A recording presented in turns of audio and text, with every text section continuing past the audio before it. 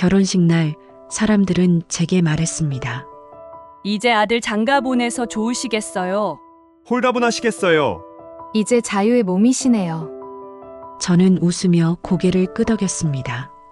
하지만 그날 밤 혼자 남은 집에서 처음으로 울었습니다. 그리고 그 이후로 매일 밤 울고 있습니다. 아침이면 늘 들리던 소리가 있었습니다. 엄마, 밥 있어요? 엄마, 제 양말 못 봤어요? 엄마, 늦었어요. 빨리 나가야 돼요. 성급하고 투박하고 때론 짜증 섞인 그 목소리들.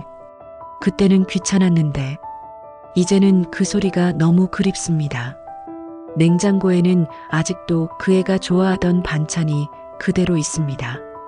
김치찌개, 제육볶음, 계란말이. 이제는 먹을 사람이 없는데도 습관처럼 만들고 있는 저를 발견합니다. 저녁 8시면 그 애는 항상 이 자리에 앉아 TV를 봤습니다. 엄마, 채널 좀 바꿔도 돼요? 싫다고 하면서도 결국은 리모컨을 넘겨줬죠. 지금 이 자리는 비어 있습니다. 아무도 채널을 바꿔달라고 하지 않습니다.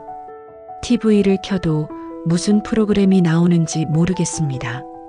밤 11시쯤이면 그의 방에서 불빛이 새어나왔습니다. 문 앞을 지나가면서 일부러 소리를 내곤 했죠. 애야, 불 끄고 자라. 엄마, 조금만요. 이제는 그 불빛도 그 대답도 없습니다. 복도는 너무 어둡고 집은 너무 조용합니다. 혼자 밥을 먹는다는 게 이렇게 쓸쓸한 일인 줄 몰랐습니다. 맞은편 자리가 비어 있으니 밥맛도 없고 음식도 남고 요리하는 것도 점점 귀찮아집니다. 남편에게 말했습니다. 우리 둘이서 이렇게 조용히 살게 될 줄 몰랐네. 남편은 아무 말 없이 고개만 끄덕였습니다. 남편도 같은 마음인 걸 알면서도 서로 위로하지 못하는 우리를 저는 더 안쓰럽게 바라봤습니다. 아들의 방문을 열기까지 결혼 후 일주일이 걸렸습니다.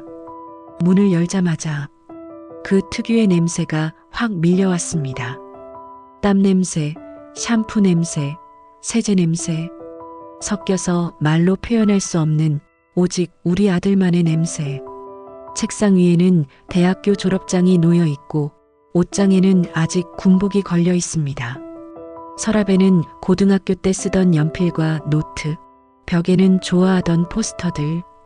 다 쓸모없는 것들입니다. 버려야 하는 것들입니다. 하지만 손이 가지 않습니다. 침대에 앉아서 그 애가 자주 입던 후드티를 꺼냈습니다. 냄새를 맡아봤습니다. 세탁을 했는데도 아직 그의 냄새가 남아있는 것 같았습니다. 그러다가 문득 깨달았습니다. 나는 지금 뭐 하는 거지? 누가 보면 이상하다고 하겠죠. 집착이라고, 놓아주지 못하는 거라고. 그런데 엄마 마음은 그게 아닙니다. 이 방에는 27년의 시간이 담겨 있습니다. 처음 이 방을 아기방으로 꾸미던 날, 유치원 입학식 전날 설레던 밤, 중학교 들어가서 반항하던 시기, 대학 합격하고 기뻐하던 순간, 군대 가기 전날 밤 나눴던 대화. 이 모든 순간들이 이 방 안에 있습니다. 어떻게 하루아침에 치워버릴 수 있겠습니까?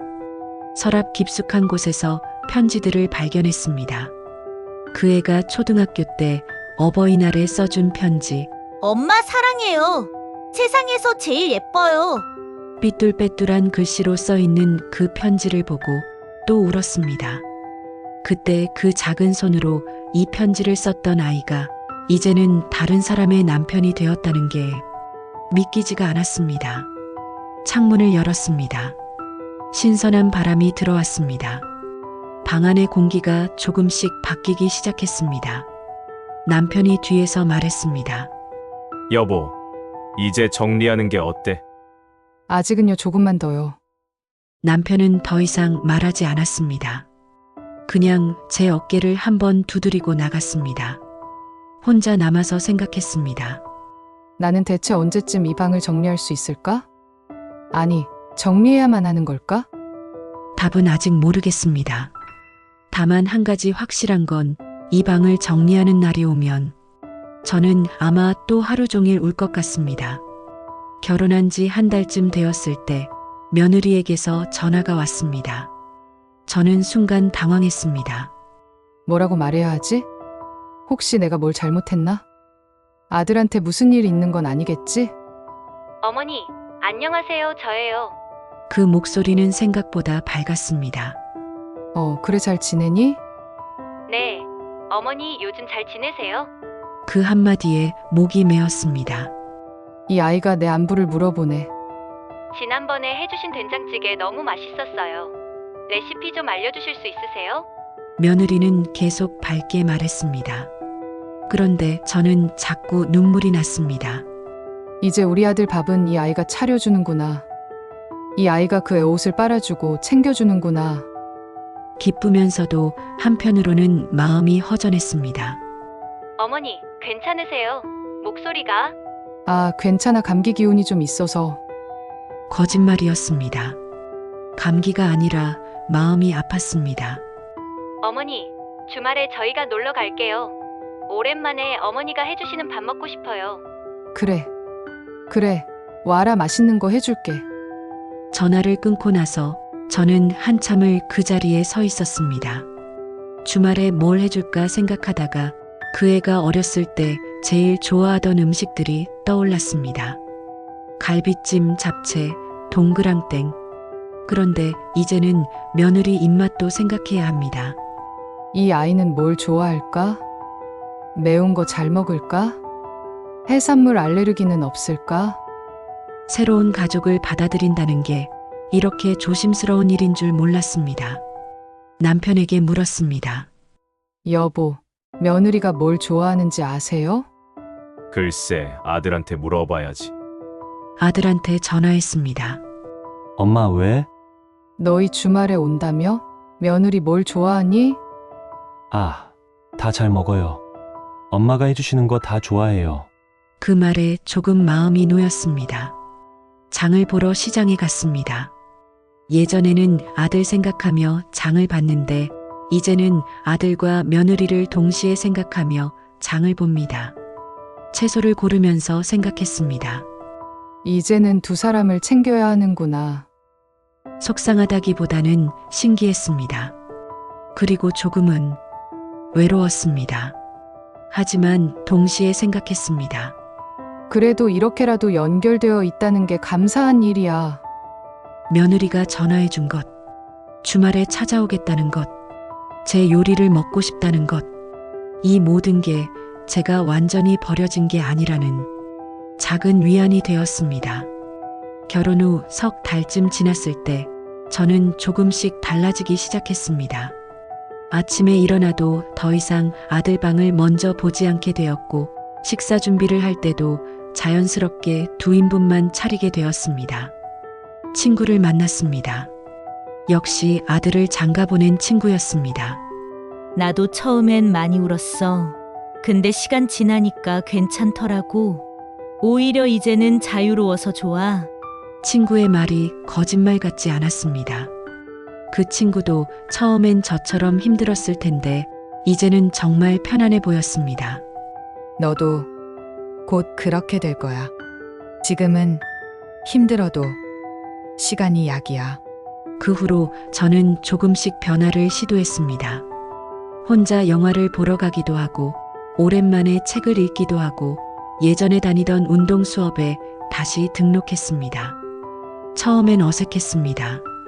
아들은 잘 먹고 있을까? 며느리가 잘 챙겨주고 있을까? 그런 생각이 자꾸 들었습니다. 그러다가 며느리가 올린 사진을 봤습니다. 아들이 환하게 웃고 있는 사진이었습니다. 남편이 요리해준 파스타 맛있어요. 그 사진을 보고 깨달았습니다. 아, 저 아이는 행복하구나. 내가 걱정하지 않아도 잘 살고 있구나. 그날 밤 일기를 썼습니다. 오늘 아들의 웃는 사진을 봤다. 정말 행복해 보였다. 며느리가 잘 챙겨주는 것 같아 감사하다. 나는 아직도 가끔 아들이 그립다. 하지만 이제는 조금 알 것 같다. 아들을 진짜 사랑한다면 그의 삶을 나에게서 떼어내야 한다는 걸. 그 애가 행복하면 나도 그걸로 된 거라고. 그렇게 마음을 달래며 조용히 눈물을 닦는다.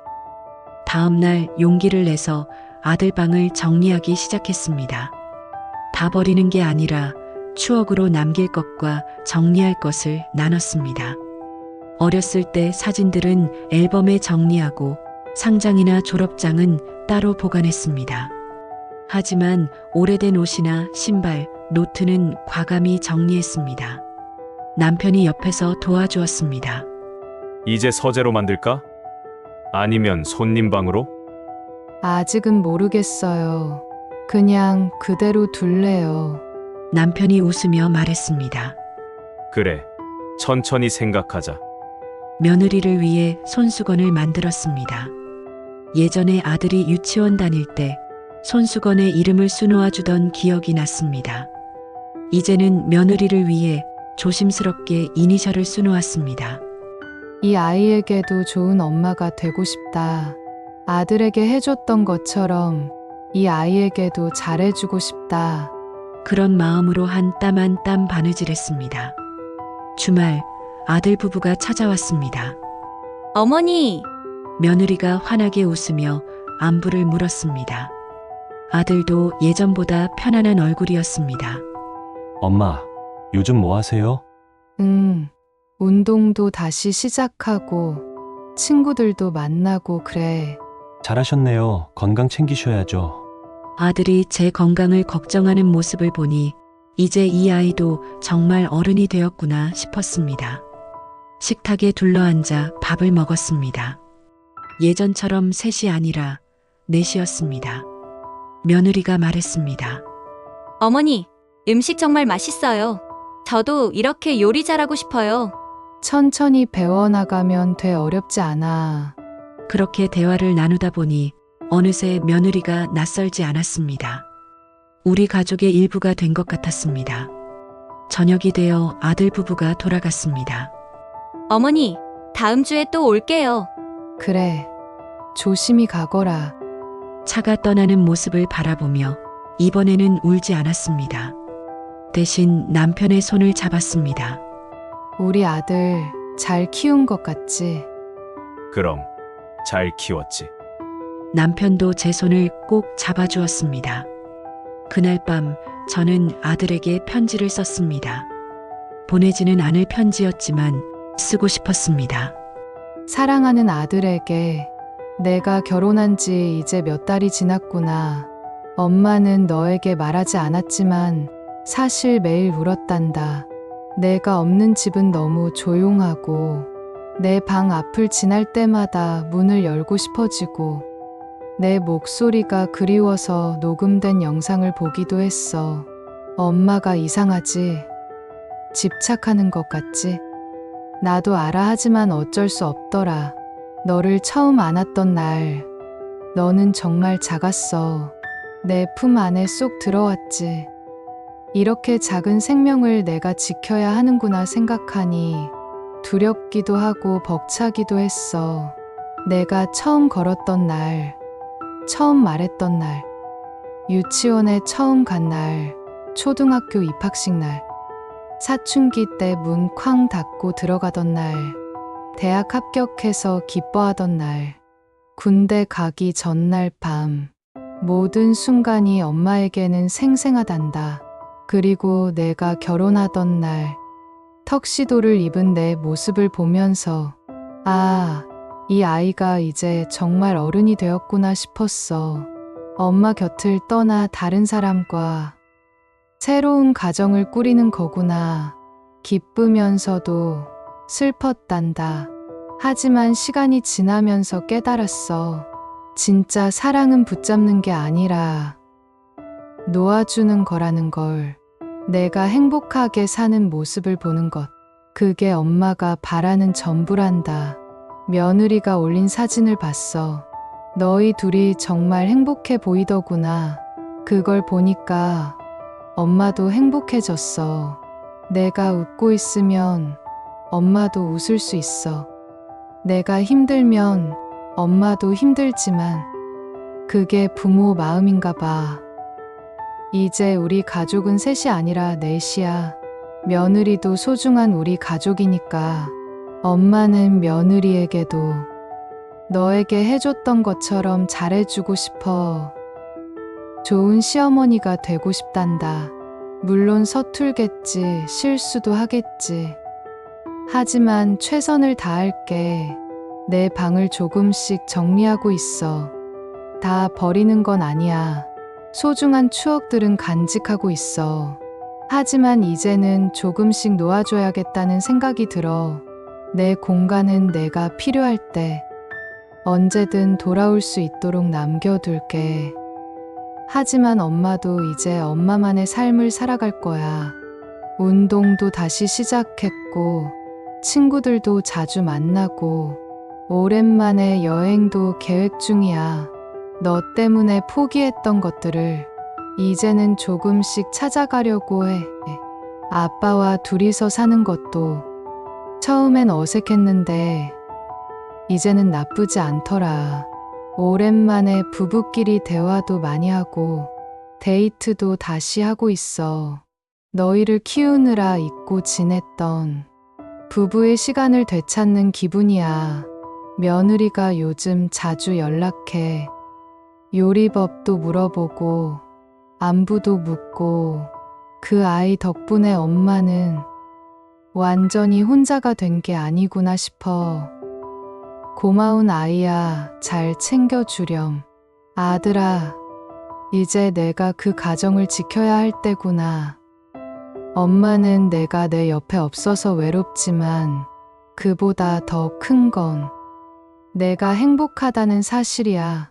그래서 오늘도 울지만 그건 슬픔이 아니라 사랑이란다. 가끔 힘들 때는 집에 와. 엄마가 내가 좋아하는 음식 해줄게. 힘들 때는 전화해 엄마가 들어줄게. 하지만 너무 자주 오지는 마. 너에게도 너만의 가정이 있으니까 엄마는 여기서 응원할게.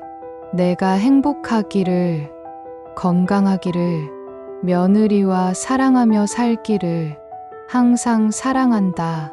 세상 어디에 있어도 엄마는 내 편이야. 사랑하는 엄마가. 편지를 다 쓰고 저는 그것을 서랍 깊숙이 넣었습니다. 아들에게 보여주지는 않을 겁니다. 이건 제 마음을 정리하기 위한 편지니까요. 다음 날 아침 일어났을 때 마음이 조금 가벼워진 것 같았습니다. 여전히 아들이 그립지만 이제는 그 그리움을 견딜 수 있을 것 같았습니다. 아침 식사를 준비하면서 남편과 이야기를 나눴습니다. 여보, 다음 달에 여행 갈까요? 어디로? 제주도 신혼여행 갔던 곳. 남편이 웃으며 고개를 끄덕였습니다. 좋지. 오랜만에 둘이 가는 거네. 그때 아들에게서 문자가 왔습니다. 엄마, 오늘 점심 뭐 드세요? 저희는 엄마가 해주신 김치찌개 생각나요. 그 메시지를 보고 미소 지었습니다. 여전히 엄마 음식이 최고래. 남편이 물었습니다. 뭐래? 김치찌개 생각난대요. 역시. 답장을 보냈습니다. 다음에 올 때 많이 해줄게. 오늘 점심은 맛있는 거 사 먹어라. 창밖을 바라보니 날씨가 좋았습니다. 봄바람이 살랑 불어오고 꽃들이 피어나고 있었습니다. 인생의 계절도 이렇게 바뀌는구나. 아이를 키우던 봄과 여름이 지나고 이제는 조용한 가을이 온 것 같습니다. 산책을 나갔습니다. 공원에는 젊은 부부들이 아기를 데리고 나와 있었습니다. 그 모습을 보니 옛날 생각이 났습니다. 저도 저렇게 아이를 데리고 이 공원을 걸었었죠. 지금 저 부모들도 나중에는 나처럼 느끼게 되겠지. 벤치에 앉아 책을 읽었습니다. 오랜만에 읽는 소설이었습니다. 집중이 잘 되었습니다. 예전에는 항상 아이 걱정에 책을 읽어도 머리에 안 들어왔는데 이제는 온전히 내 시간을 가질 수 있었습니다. 저녁에 아들 부부와 영상 통화를 했습니다. 엄마, 저희 오늘 이런 거 먹었어요. 며느리가 신나게 요리 사진을 보여줬습니다. 오, 잘 만들었네. 맛있겠다. 엄마가 알려주신 대로 했어요. 아들도 옆에서 한마디 했습니다. 엄마, 진짜 맛있었어요. 엄마 요리 실력을 물려받았나 봐요. 그 말에 모두 웃었습니다. 통화를 마치고 나니 마음이 따뜻해졌습니다. 우리는 여전히 연결되어 있구나. 거리가 멀어졌을 뿐, 마음은 여전히 함께구나. 밤이 되어 잠자리에 들었습니다. 남편이 물었습니다. 오늘은 안 우네? 네, 오늘은 안 울어요. 다행이다. 남편이 제 손을 잡아주었습니다. 고생했어요. 여보. 당신도요. 아들을 보내는 건 여전히 슬픈 일입니다. 하지만 이제는 알겠습니다. 이별이 끝이 아니라는 것. 단지 관계의 형태가 바뀌는 것 뿐이라는 것. 아들은 더 이상 제 품 안의 아이가 아니지만 여전히 제 마음속의 아들입니다. 그리고 이제는 새로운 사람, 며느리도 제 마음에 들어왔습니다.